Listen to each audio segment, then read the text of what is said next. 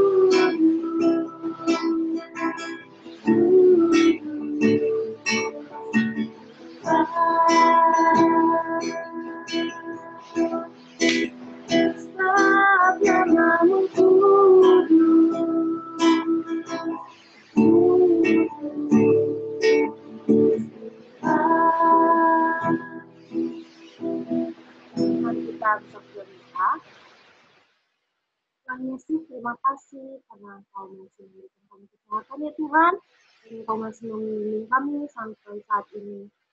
Kiranya Tuhan berkati ibadah kami pada malam hari ini dari awal hingga akhir. Berkati Teddy yang akan memberitakan firman-Mu, dan kiranya Tuhan pimpin teman-teman kami mungkin masih dalam perjalanan pulang kerja, mungkin berhalangan tidak bisa mengikuti ibadah kami. Kiranya Tuhan pimpin mereka di dalam Yesus. Kami telah berdoa dan mengucap syukur. Amin. Dengan lebih semangat lagi, kita mau nyanyi lagu It's Good to See You Here With Me. Aduh, udah lama. Seneng gak sih kayak kalau kita bisa begitu sih sambil tepuk tangan, sambil gaya ini lah, gaya kita beda lah ya. Kita menari-nari sendiri di rumah masing-masing. Ya, lagu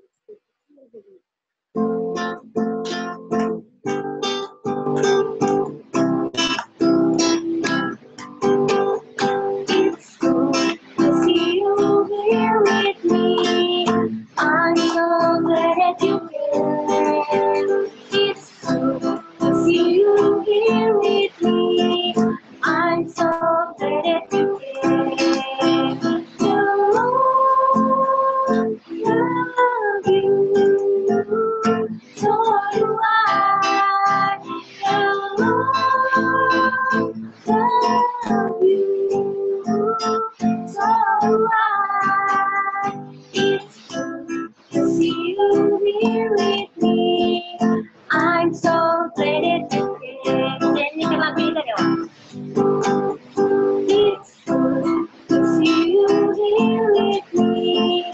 I'm so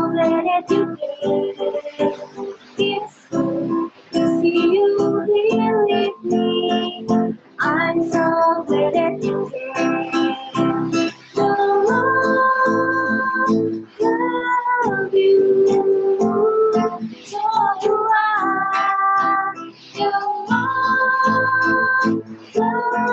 you, so do I.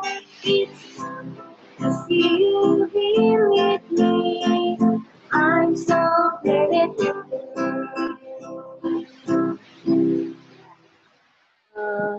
sekarang kita ingin masuk ke Tuhan yang akan kita lagi. Temukan lagi mau kita.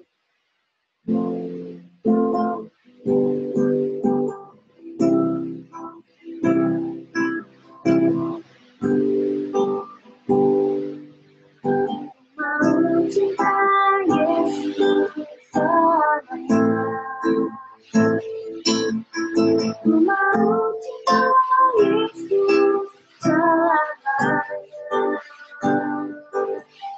Meskipun badai silih berganti dalam hidup, tetap cinta Yesus selamanya.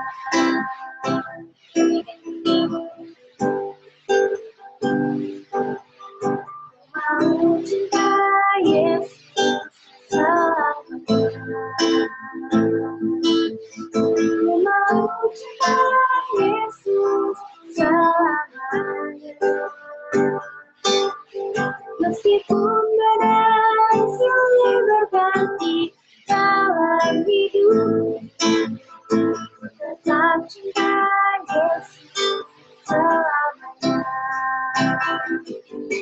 Ya Allah Bapa, ini aku anakmu, rayakanlah seluruh hidupku. Ya Allah Bapa, ini aku anakmu, pakailah sesuai dengan rencanamu. Ini lagu ini dari Allah. Mau cinta Yesus selamanya. Mau cinta Yesus selamanya. Meskipun badai silih berganti dalam hidup, tetap cinta Yesus selamanya. Ya Aba, ya Bapa. Ya Aba, Bapa, ini aku anakmu, rayakanlah seluruh hidupku. Ya Aba, Bapa, ini aku anakmu, pakailah sesuai dengan rencanamu. Pakailah sesuai dengan rencanamu. Pakailah sesuai dengan rencanamu. Kita katakan pakailah sesuai dengan rencanamu. Aku serahkan kepada Tuhan.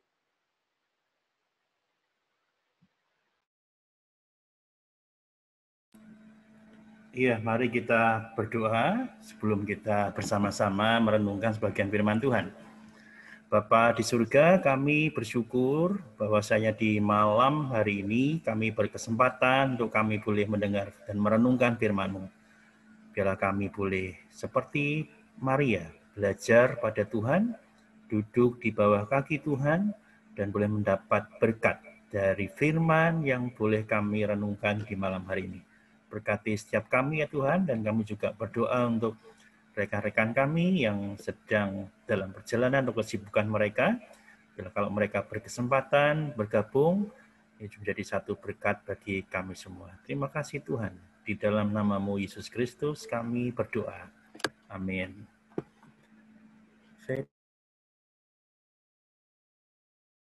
Oke, slide-nya apakah sudah bisa ditampilkan?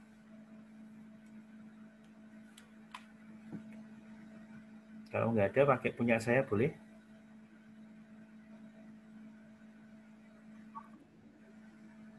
Gimana saja?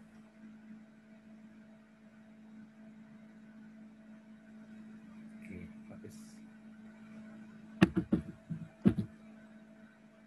Ya. Oke, ya bagus. Ya, hari ini kita belajar satu tema yang diberikan kepada saya, harapan masih adakah? Kalau dari tema yang dapat, harapan pakai tanda tanya, kemudian masih adakah tanda tanyanya. Jadi jawab dua pertanyaan gitu ya. Itu terlalu panjang gitu ya. Tapi saya memberikan satu tanda tanya aja. Jadi tekanannya masih ada apa enggak itu harapan, bukan mempertanyakan harapannya itu sendiri. Tetapi lebih melihat masih adakah harapan itu. Jadi harapan masih adakah? Yaitu yang kita bahas di malam hari ini. Jadi satu pertanyaan ya, bukan dua pertanyaan. Kalau dua pertanyaan terlalu panjang. Nah, beberapa puluh tahun yang lalu, ketika seorang yang punya pengalaman hidup di camp itu jadi tempat para tahanan perang begitu ya, hidup di dalam zaman perang seperti di Perang Dunia Kedua, dia memberikan satu kalimat yang bagus di dalam pengalamannya, sekaligus itu juga satu terapi, namanya logoterapi, yaitu terapi makna. Terapi makna. Jadi apa maksudnya logoterapi atau terapi makna itu? Jadi logoterapi itu terapi yang berfokus untuk menolong orang menemukan arti hidup di dalam segala macam situasi mereka. Apakah slide-nya bisa di O2? Oke, iya. Jadi logoterapi atau terapi makna itu terapi yang berfokus untuk menolong orang menemukan arti hidup di dalam segala macam situasi mereka. Ya, karena pengalaman ini seorang psikiater, dalam pengalaman dia hidup dalam camp-camp itu, dia bernama Viktor Frankl, bacanya gimana? Viktor Frankl. Dia seorang psikiater Yahudi dan dia ditahan di sana, dan dia mengamati orang-orang yang bertahan hidup itu adalah orang yang menemukan makna, arti di dalam hidupnya. Mereka yang sudah kehilangan makna, kalau dalam ini kehilangan harapan, mereka lebih cepat mati. Tetapi orang-orang yang mengerti makna hidupnya, orang-orang yang punya pengharapan itu, orang-orang yang bisa bertahan lama, meskipun situasi sukar. Itulah hasil pengamatan dan juga terapi yang dia buat, yaitu logoterapi itu. Jadi ketika si Viktor Frankl ini mengamati ada beberapa orang yang sudah tidak mengerti arti hidupnya, dia mendekati, kemudian diberikan terapi supaya dia mengerti bahwasannya hidupmu itu punya arti dan kamu harus punya makna di dalam hidup. Kamu harus punya pengharapan di dalam hidup.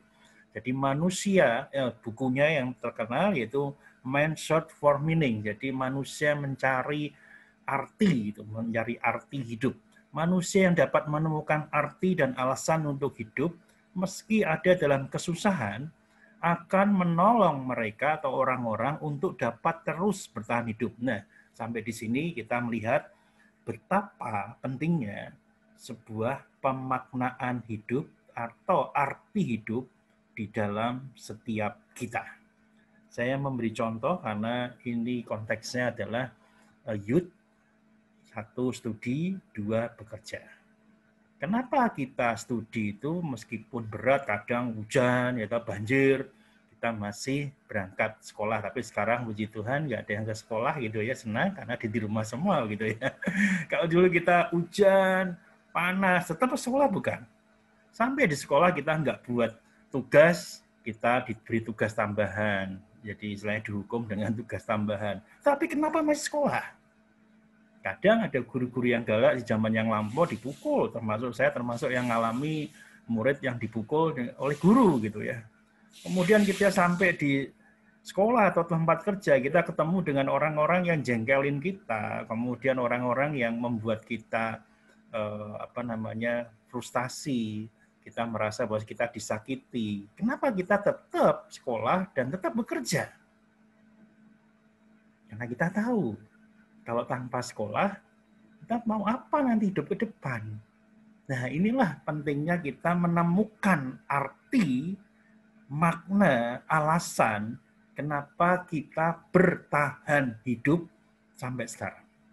Ini pentingnya kita, kalau tadi bahasanya Viktor Frankl adalah logoterapi, terapi makna. Jadi orang-orang yang belum menemukan, belajar untuk menemukan. Nah, kita orang-orang yang berbahagia kalau dalam konteks kita, karena kita menemukan arti hidup kita. Hidup kita adalah hidup tentang Yesus. Dan itulah yang membuat kita bisa bertahan di dalam segala sesuatu, dalam segala keadaan kita. Bukan hanya tentang kehidupan itu sendiri. Jadi kalau Viktor Frankl itu, dia menemukan arti hidup, tapi hidup yang seperti apa tidak disebutkan. Tapi saya ingin masuk lebih dalam tentang kita. Jadi kita sudah menemukan arti hidup di dalam kehidupan kita sebagai orang-orang percaya.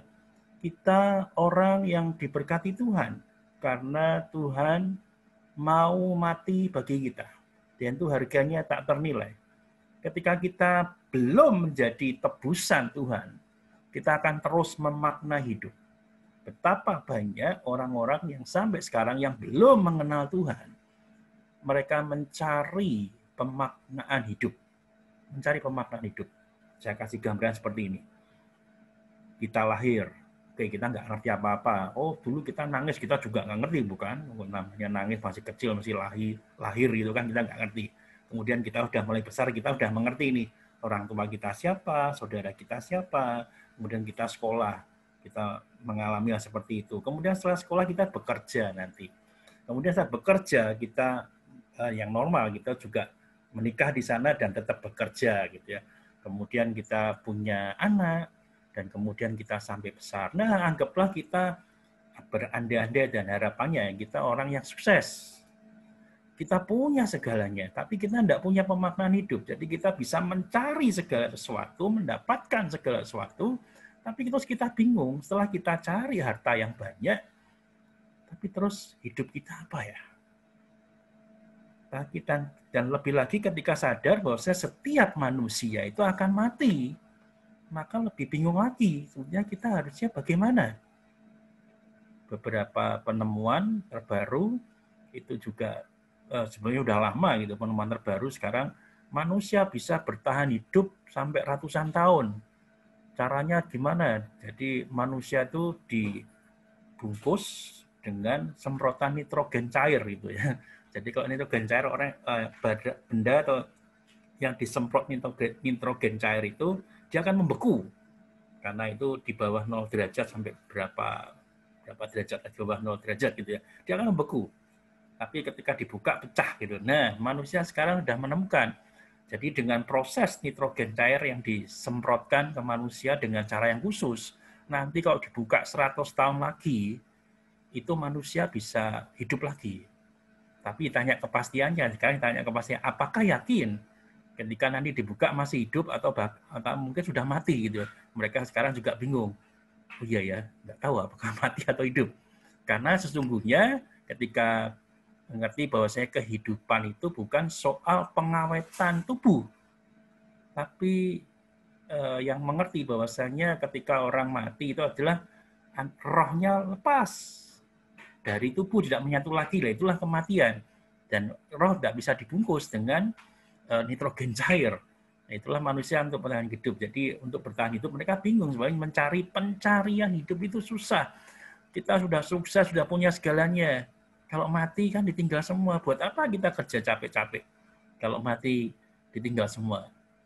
Nah, inilah salah satu pentingnya kita mengerti akan arti hidup, tujuan hidup, dan alasan kita hidup. Terlebih lagi ketika kita menjadi orang-orang percaya, kita dituntun pada satu titik, yaitu panggilan. Kesadaran panggilan kita. Nah, hal-hal yang menjadi tujuan hidup, itulah yang disebut dengan kesadaran panggilan. Mengatasi kesulitan tanpa merasa bersalah atas apa yang terjadi. Nah, seperti ini. Kalau kita ada di dalam keadaan yang sulit, kita mencoba mengatasi gitu kan, namanya keadaan sulit. dan memang keadaan yang sulit itu selalu ada, tidak pernah ada. Tetapi ketika kita mencoba mengatasi, bedanya adalah kalau kita punya kesadaran panggilan itu, kita tidak merasa bersalah kalau kita atas apa yang terjadi. Oh, kita sudah berusaha mengatasi kok, tapi hasilnya buruk. No problem, no problem. Tetapi orang yang tidak sadar akan panggilannya dan mengerti arti hidupnya, sudah coba mengatasi kesulitannya, tapi hasilnya buruk, tidak sesuai, dan merasa, waduh kenapa seperti ini. Lah inilah membedakan. Jadi panggilan, kesadaran panggilan yang menjadi tujuan hidup itu ketika kita memilikinya, maka ketika kita mencoba mengatasi kesulitan hidup dan itu gagal, kita tidak merasa bersalah. Karena tahu ada yang mengatur, ada yang memimpin, ada yang menentukan langkah hidup kita. Kita itu hanya berusaha. Keberhasilan itu di tangan Tuhan, bukan tangan kita. Maka kita tidak merasa bersalah, tapi tugas kita adalah mengatasi kesulitan hidup itu.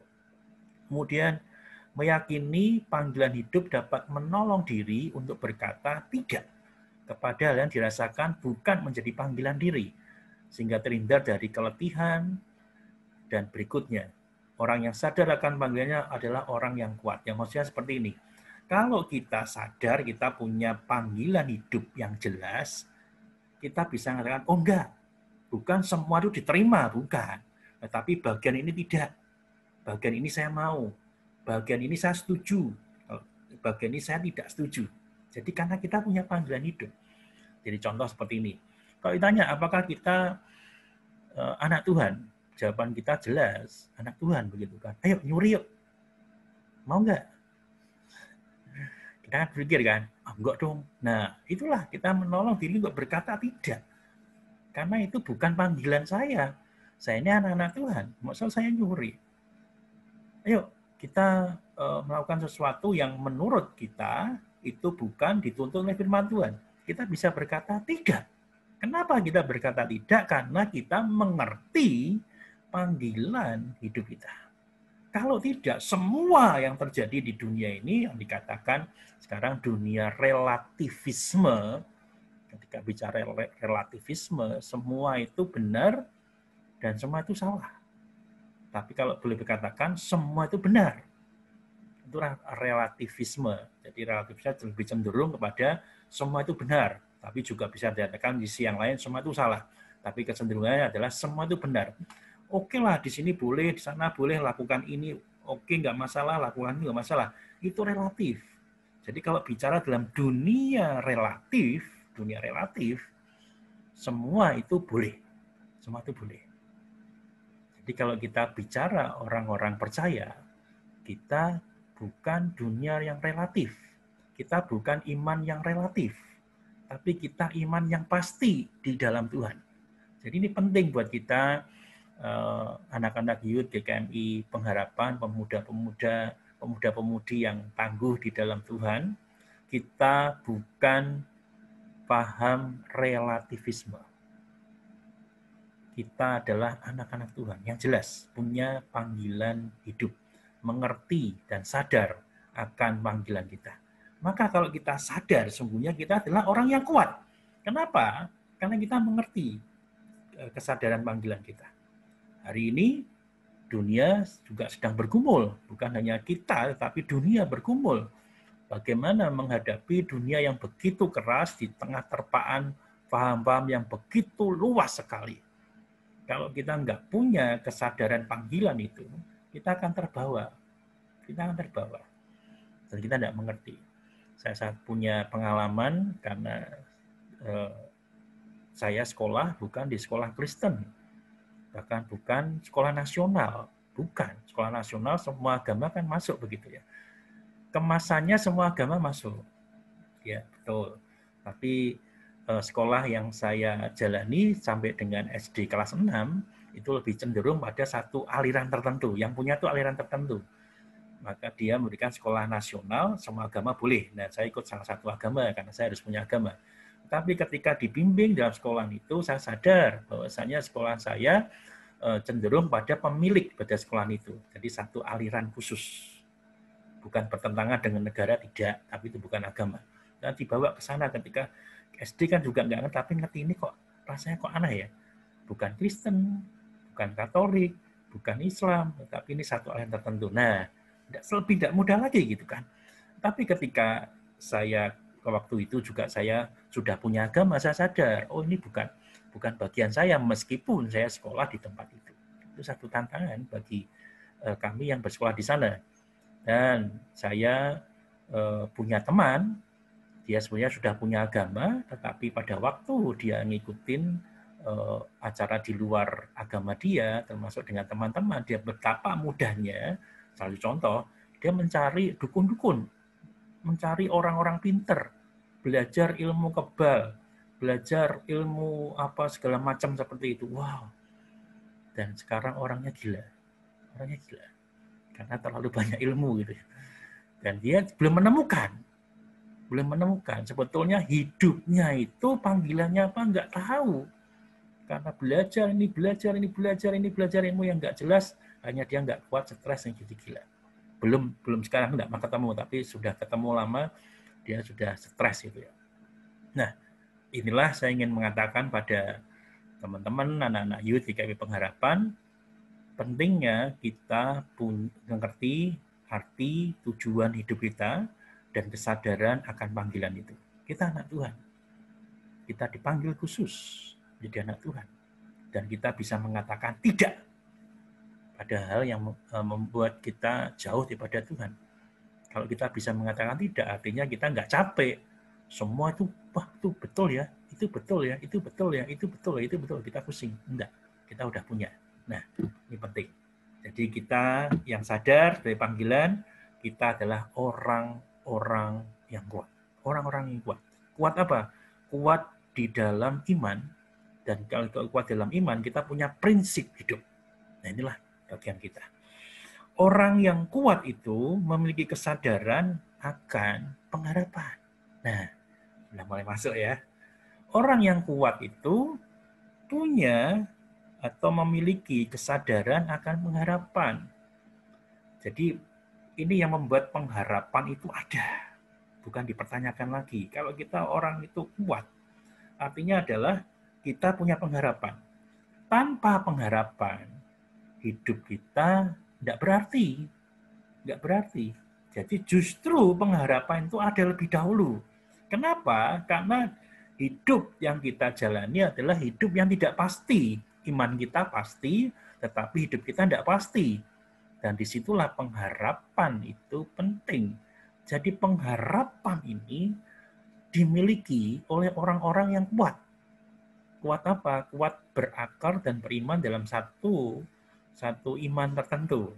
Nah, kita bersyukur pengharapan kita di dalam Tuhan. Kenapa? Karena Tuhan bukan memberikan satu semoga, satu harapan, tetapi Tuhan memberikan kepastian. Nah, kepastian Tuhan itulah memberikan harapan bagi kita. Ini saya jelaskan supaya kita nggak bingung ya. Kalau kita mempercayai sesuatu, itu hanya memberikan pengharapan, maka pengharapan kita sia-sia. Tapi kalau kita mempercayai sesuatu, itu memberikan kepastian. Nah, kepastian itu membuat pengharapan kita kuat di dalam hidup yang kita jalani. Nggak pusing ya, nggak pusing ya. Jadi ini agak sulit gini.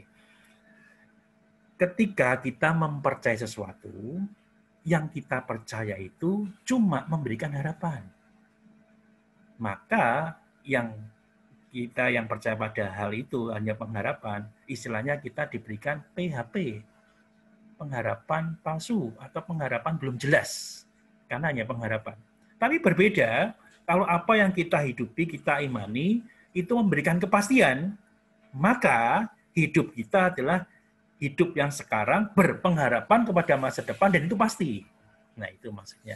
Agak bingung tapi bisa dicerna ya. Nah, orang yang kuat itu memiliki kesadaran pengharapan. Nah, pengharapan itu dapat melindungi kita dari rasa cemas. Kenapa? Karena dunia yang nggak tahu jelas, ketika kita nggak mengerti apa adalah sesuatu, tapi kita punya pengharapan yang pasti di dalam Tuhan, maka kita kecemasan itu harusnya nggak ada. Nggak ada. Kenapa? Ya karena kita punya pengharapan. Optimisme yang realistis. sangat menolong. Sementara optimisme yang semu tidak terlalu menolong sebab membuat tidak siap untuk menghadapi masa sulit yang tidak terhindarkan. Nah, jadi seperti ini, realitasnya kehidupan kita ada masa-masa sukar, ada masa-masa sulit, atau mungkin banyak masa sulit. Bahkan mungkin juga kita sedang mengalami masa sulit. Tapi di dalam keadaan yang sulit itu, bagaimana kita bisa bertahan? Kalau bertahan berarti kan orang kuat. Jadi optimisme yang realistis apa? Saya tahu bahwasanya apapun yang terjadi di dalam hidup saya, ada Tuhan yang menjadi tujuan saya. Ada Tuhan Yesus yang menjadi tujuan saya. Tujuan saya itu memberikan kepastian bahwasanya Dia mengampuni dosa saya dan Dia memberikan keselamatan bagi kita. Ini optimisme yang realistis, bukan optimisme yang semu. Karena diberikan kepastian oleh Tuhan Yesus. Kalau kita membaca kitab kita, bukankah banyak janji-janji Tuhan yang Tuhan sediakan bagi setiap kita? Ribuan, ada orang yang meneliti ada ribuan, saya lupa angkanya berapa, tapi ada ribuan janji Tuhan setiap kita. Dan kalau belajar dalam perjanjian lama, betapa Tuhan memenuhkan atau Tuhan merealisasikan janjinya kepada umatnya. Masih ada yang belum terrealisasi, iya, tapi Tuhan disitulah pengharapan itu kuat. Jadi kita sekarang mengerti kenapa kita perlu mengerti arti tujuan hidup kita dan memiliki kesadaran panggilan, dan kesadaran panggilan itu membuat kita kuat, karena kita kuat menjalani hidup yang sukar, karena kita punya pengharapan di dalam Tuhan. Kita akan belajar, ini kan konteksnya youth. Nah, saya coba mencari yang tepat buat itu apa ya. Nah, saya coba, dan saya menemukan ada contoh dari Alkitab, orang-orang muda yang hebat. Nggak diketahui persis, tapi perkiraannya adalah awal pelayanan mereka, karena ini raja pertama yang diikuti oleh Daniel. Dan ini sepertinya mereka belum terlalu tua. Daniel itu ketika diangkut dari pembuangan umurnya belasan tahun. Dan kemudian dia melayani di kerajaan itu. Dan ini sepertinya awal-awal, nggak terlalu lama. Jadi belum terlalu tua lah mereka. Anggaplah usia masih muda. Yaitu teman-teman daripada Daniel, Sadra, Mesah, dan Abednego. Dalam Daniel pasal 3, 17-18, firman Tuhan berkata demikian. Jika Allah yang kami puja sanggup melepaskan kami, maka Ia akan melepaskan kami dari perapian yang menyala-nyala itu. Dan dari dalam tanganmu, ya Raja, tetapi seandainya tidak, hendaklah Tuanku mengetahui, ya Raja, bahwa kami tidak akan memuja Dewa Tuanku dan tidak akan menyembah patung emas yang Tuanku dirikan itu. Sebagian kita mungkin mengerti konteksnya apa, tapi nggak apa-apa saya mengulang. Jadi Sadra, Mesah, dan Abednego itu orang yang tidak mau menyembah patung yang didirikan oleh Nebukadnezar. Jadi sebelumnya, di pasal sebelumnya, Nebukadnezar bermimpi. Dia bermimpi yang tidak jelas. Kemudian Daniel bisa menerjemahkannya. Dan kemudian dia mewujudkan patung itu. Guru-guru Islam Minggu tahu ya, kepalanya dari emas, kemudian dada dan lengannya dari perak, kemudian perut dan pinggang dari tembaga, kakinya paha dari besi, kemudian yang kaki yang lain campuran antara besi dan juga ada tanah. Nah, itulah patung didirikan sungguh-sungguh oleh Nebukadnezar. Dan kemudian dia menjadi sombong dan orang harus menyembah dia. Yang tidak menyembah itu akan dihukum oleh Nebukadnezar. Nah, disinilah orang-orang yang punya arti hidup, orang-orang yang punya tujuan hidup, dia memilah dan memilih. Apakah yang dia lakukan itu benar atau tidak? Di dalam apa yang dia yakini. Sadra, Mesah, dan Abednego, dia percaya kepada Tuhan. Kalau disebut Allahnya orang Israel, maka ketika suruh menyembah yang lain, no, saya nggak mau. Saya nggak mau karena saya punya Allah. Dan itu bukan Allah yang harus saya sembah. Ingat loh, Sadra, Mesah, dan Abednego, dia dalam posisi yang bagus. Karena dia adalah juga menjadi bagian daripada pelayanan Daniel. Mereka bekerja di kerajaan, punya posisi. Kalau mau aman, tentunya sudahlah nyembah aja beres. Gitu kan? Dia masih bekerja, aman, dan tidak disiksa, tidak dihukum. Tapi apa yang terjadi dengan 3 anak muda, 3 orang muda ini? Seperti firman yang disampaikan oleh Daniel 3, 17-18. Bahasa saya seperti ini. Saya punya Tuhan, dan dia sanggup melepaskan. Kalau Tuhan berkata, saya lepas dari perapian itu, maka dengan mudahnya saya akan lepas. Tapi kalau saya harus mati, kami harus mati di perapian yang menyala-nyala itu, ya Raja perlu tahu bahwasanya saya tidak akan memuja dari patung itu atau dari patung sembahnya dari Nebukadnezar, karena dia punya Tuhan. Wow, hebat ya. Orang-orang muda yang mengerti arti dan tujuan hidup, mereka bukan di negeri sendiri gitu, mereka akan dibawa begitu kan keluar. Tapi mereka mengerti tujuan hidup mereka. Nah, pertanyaan begini.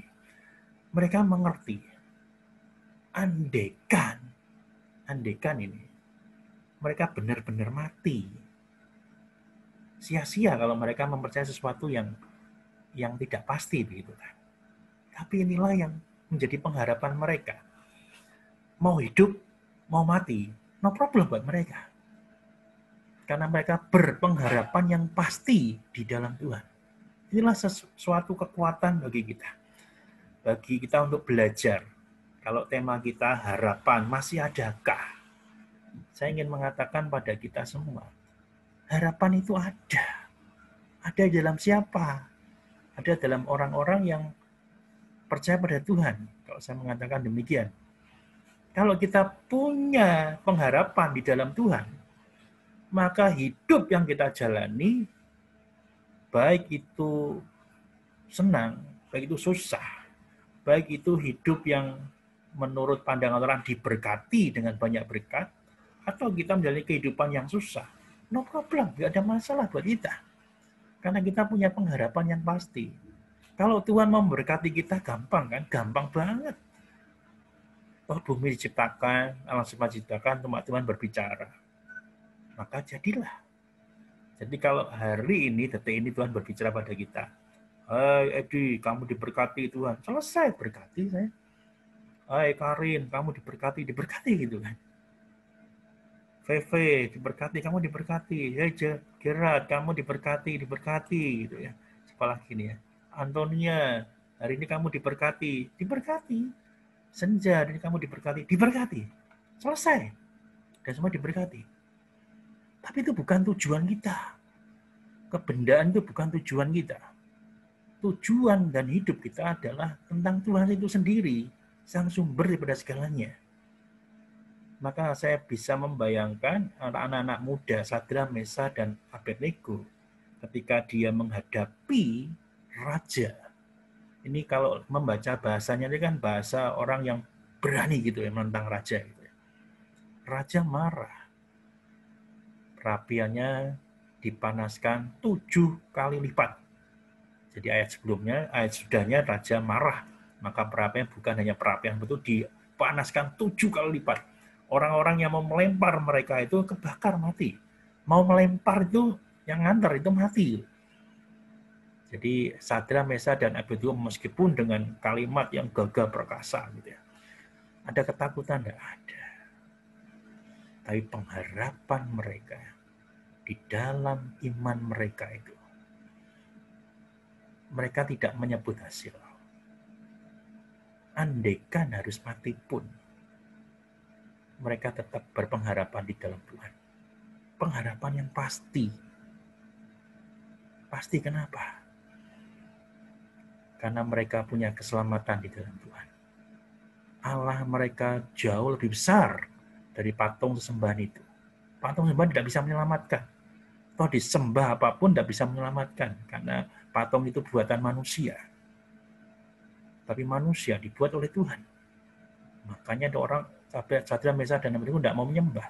Dalam konsekuensinya, kehilangan pekerjaan dan kehilangan nyawa. Tapi dia berani. Orang yang berani menghadapi realitas hidup seperti itulah orang yang punya pengharapan. Jadi hari ini kita belajar bersama-sama. Setiap kita sadarlah, harapan itu ada di dalam Tuhan. Dan bukan PHP, pengharapan palsu, bukan. Memberi harapan palsu, bukan. Tapi harapan kita adalah pemberi harapan pasti. Jadi sama-sama PHP, tapi saya ganti bukan palsu, tapi pasti. Bukan palsu. Satu slide terakhir yang akan kita pelajari. Habis penutup KITB di malam hari ini. Jadi pengharapan itu dengan panggilan yang kuat.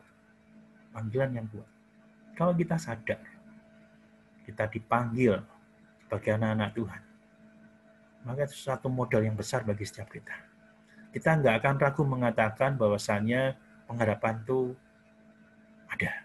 Ya, karena kita punya panggilan yang kuat. Nah, tapi poin pentingnya di sini. Sadar enggak kita punya panggilan sebagai anak Tuhan? Nah, ini yang perlu kita pertanyakan pada diri kita sendiri. Bukan pengharapannya sungguhnya, tapi dimulai dari panggilan kita. Kalau panggilan kita kuat, jelas. Hari Minggu kemarin, saya khotbah, saya menyaksikan satu video pelayan Tuhan, salah satu pelayan Tuhan yang ada di BIPK yang melayani di Kalimantan. Dia kuliah di Jawa loh, elit ya. Di Jawa itu kan elit daripada pulau-pulau yang lain begitu. Kalau sekolah kuliah di Jawa itu lebih keren, apalagi sekolah teologi di Jawa itu keren. Karena tempat studi yang tepat ya di Jawa. Jadi ada tempatnya masing-masing. Kuliah di Jawa.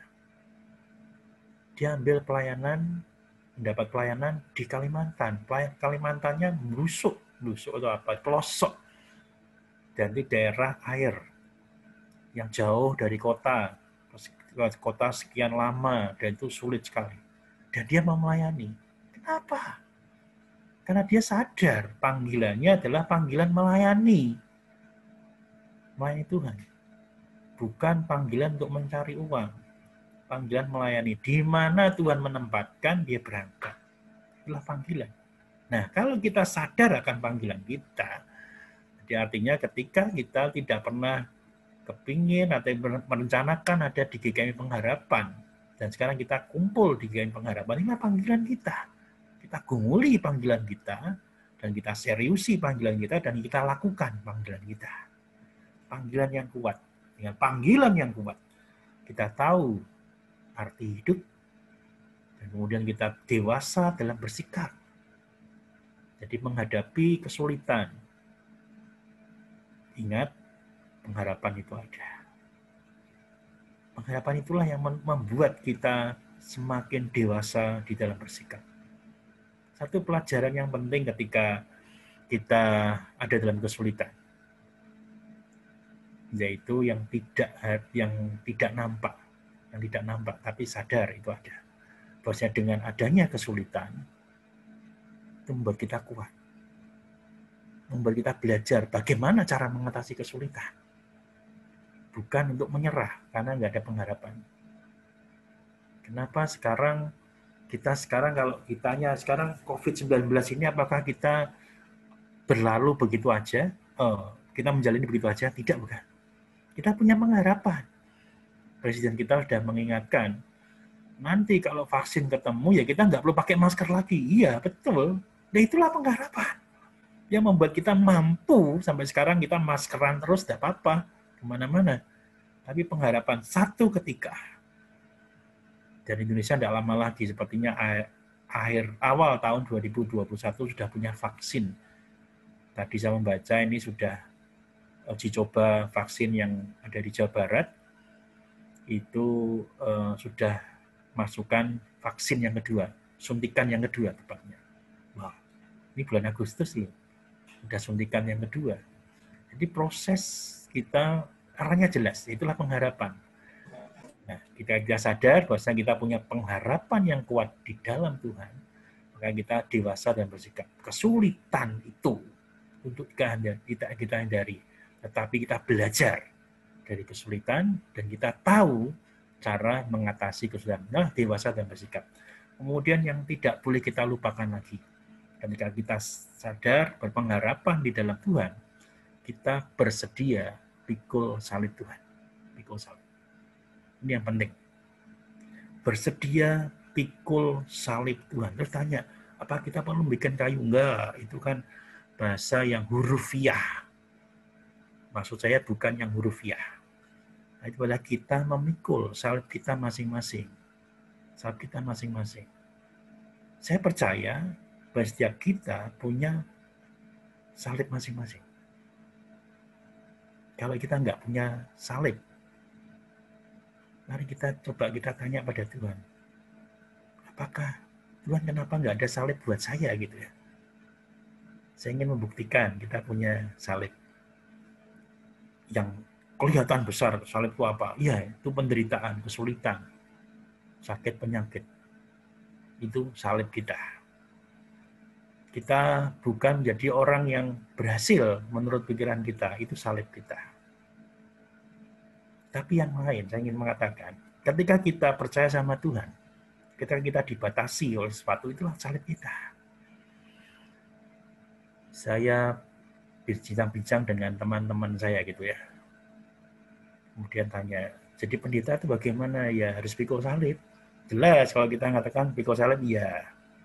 Jadi apa yang bisa menjadi kegiatan para hamba Tuhan ini? Saya ngomong ke mereka, hiburan hamba Tuhan itu cuma dua menurut saya. Mungkin yang lain saya belum temukan. Satu makan-makan, dua jalan-jalan. Makan-makan, dua jalan-jalan. Kenapa? Mau ke diskotik, loh pendeta kok diskotik, hamba Tuhan kok diskotik. Terus mau makan minum di bar, waduh kok di bar gitu ya. Jadi cuma dibatasin gitu. Kalau kami waktu kuliah, ke bioskop aja nggak boleh ke bioskop. Nggak boleh. Artinya, maksudnya dalam pendidikan dibatasi. Bukan masalah nonton filmnya nggak boleh, tapi ke bioskopnya nggak boleh karena tidak bisa dikontrol nonton apa begitu kan. Nah, sekali lagi ada pembatasan. Itulah salib kita. Jadi setiap kita yang percaya sama Tuhan, semua kita itu pikul salib. Karena ada pembatasan itu. Nah, mari kita yang pikul salib ini kita mau terima dengan senang hati atau kita berontak. Perumpamaan yang sering saya katakan yaitu Matius 11 ayat 28 sampai 30. Marilah padaku semua yang letih lesu dan berbeban berat, aku akan berikan kelegaan kepadamu. Pikulah kuk yang kupasang. Dan melanjutkan sebab bebanku pun ringan. Nah, ingat ya, mikul kuk tapi kok ringan. Kenapa? Karena nurut. Jadi ini ilustrasinya seperti ini. Ada dua sapi dipasang kuk. Kuk itu yang tempat di leher itu kan. Dua-dua dipasang. Kalau nurut sama size-nya atau pengemudinya gitu yang mengendalikan kereta itu, dia cuma dipukul pelan aja, ayo lurus.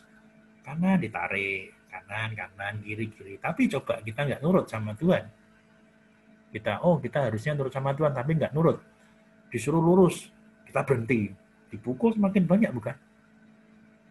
Dan leher dari leher daripada sapi itu akan berdarah-darah. Karena satu ke kanan, satu lurus, atau satu ke kiri, satu ke kanan, satu ke kiri, satu berhenti. Nggak cocok sama keinginan Tuhan, ya akan berdarah-darah. Nah, gambaran itu menunjukkan bahwasanya pikul kuk itu ringan.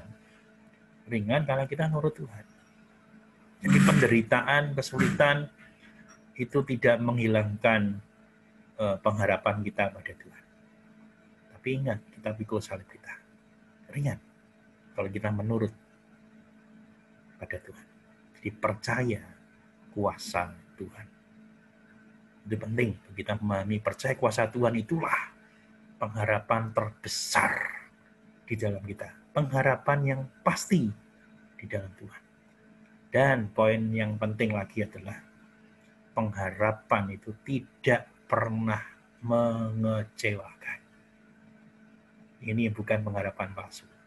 Pengharapan yang tidak pernah mengecewakan hanya ada di dalam Tuhan. Hanya ada di dalam Tuhan. Kita boleh searching macam-macam keyakinan.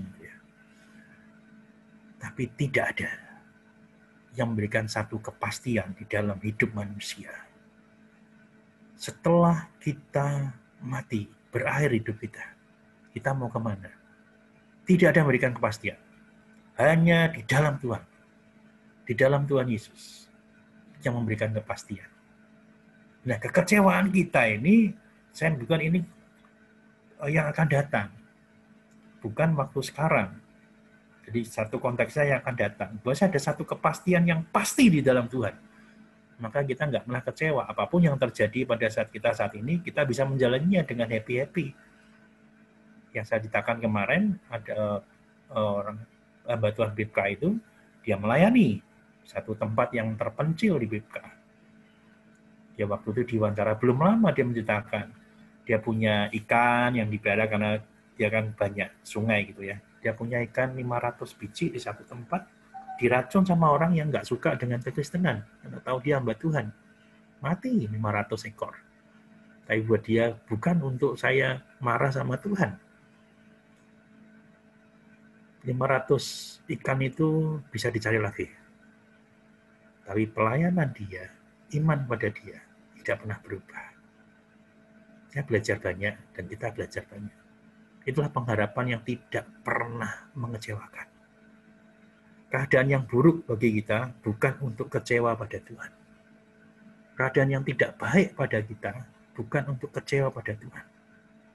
Sekarang kita belajar banyak hal. Tren yang ada di dunia untuk anak-anak muda adalah ganti wajah, saya istilahnya gitu ya. Jadi sekarang dimulai mungkin 5 tahun terakhir ini dari Korea, itu ganti wajah itu biasa gitu kan. Gak terima apa yang Tuhan berikan bagi setiap kita. Hidungnya diperbaiki, dagunya diperbaiki, mulut diperbaiki, akhirnya nanti semua kembar. Satu dunia itu kembar itu ya. Karena kepingin dagunya juga lancip, hidungnya seperti itu, mulutnya seperti itu, nanti semua dunia itu kembar. Menurut mereka yang terbaik seperti itu. Tapi apakah benar yang terbaik seperti itu? Bukan ya? Bukan. Karena menurut kita, siapapun kita, wajah kita apapun, bentuknya apapun, itulah gambaran Tuhan di dalam hidup kita. Kita segambar dan serupa dengan Tuhan. Terimalah apa yang ada dalam diri kita. Karena dari wajah kita itu memancarkan Tuhan. Dengan kita bisa menerima kondisi yang menurut kita kurang baik. Kita sesungguhnya bukan orang-orang yang punya pengharapan di dalam Tuhan. Bukan kita sembrono. Tapi kita tetap menjaga, merawat tubuh kita. Tapi kita jangan kecewa dengan apa yang ada dalam diri kita, dalam tubuh kita, dalam pekerjaan kita, apa yang kita jalani. Buktikan. Pengharapan itu masih ada di dalam setiap kita. Amin. Mari kita berdoa untuk firman Tuhan ini. Bapa di surga, kami bersyukur untuk firman-Mu. Kiranya Engkau terus mengingatkan kami ya Tuhan. Engkaulah sumber pengharapan kami. Pengharapan yang tidak pernah mengecewakan. Karena kami ditebus dengan darah yang mahal. Dan ajar kami ya Tuhan. Berpegang teguh pada Tuhan. Mengarahkan hati, pikiran, langkah kepada Tuhan. Sadarkan kami semua. Apa yang Tuhan beri. Situasi, tubuh, keluarga, gereja, semuanya terbaik di dalam Tuhan. Tidak ada yang perlu kami khawatirkan. Tidak ada yang perlu kami takuti. Karena semuanya diatur oleh Tuhan dengan begitu baik. Ajar kami menerima, sekaligus belajar. Belajar untuk dewasa di dalam setiap hidup kami. Dan kami menapaki langkah iman kami. Kami bertumbuh sebagai anak-anak Tuhan yang kuat di dalam Tuhan. Sebagai anak-anak muda yang punya pengharapan besar di dalam Tuhan. Bila kami mengerjakan pekerjaan kami dengan penuh tanggung jawab pada Tuhan. Sebagai orang yang punya pengharapan. Bila kami mengerjakan tugas-tugas studi kami sebagai orang-orang yang berpengharapan. Bila kami menjaga tubuh kami sebagai orang-orang yang berpengharapan. Biarlah kami hidup dengan damai sejahtera dengan keluarga kami sebagai orang-orang yang berpengharapan. Biarlah kami juga berkomunitas dengan baik di gereja sebagai orang-orang yang berpengharapan. Berkati setiap kami ya Tuhan. Di dalam nama Tuhan Yesus Kristus, Allah kami yang hidup, yang memberikan pengharapan yang pasti, kami berdoa. Amin. Silakan Karin, saya kembalikan ke Karin.